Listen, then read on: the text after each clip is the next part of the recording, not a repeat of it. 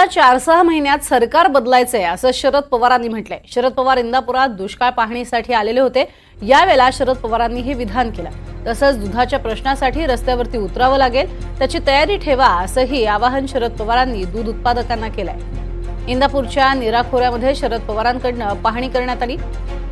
या संपूर्ण भागामध्ये दुष्काळी पट्टा अशी सध्या ओळख निर्माण झालेली आहे, कारण पावसाचा तर अजून पत्ता नाहीच। मात्र यापूर्वीच या भागात अतिशय भीषण अशी पाणी टंचाई निर्माण झालेली आहे आणि म्हणून इंदापुरातल्या दक्षिण भागातला हा त्यांचा दौरा होता। या दौऱ्यादरम्यान मला 4-6 महिन्यात सरकार बदलायचंय असे सूचक विधान शरद पवारांनी केलंय।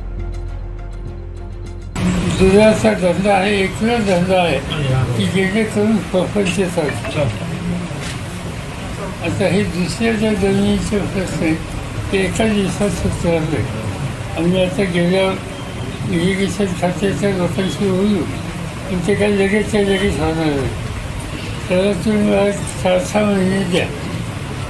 4-6 महिन्यात मला सरकार बदलायचं।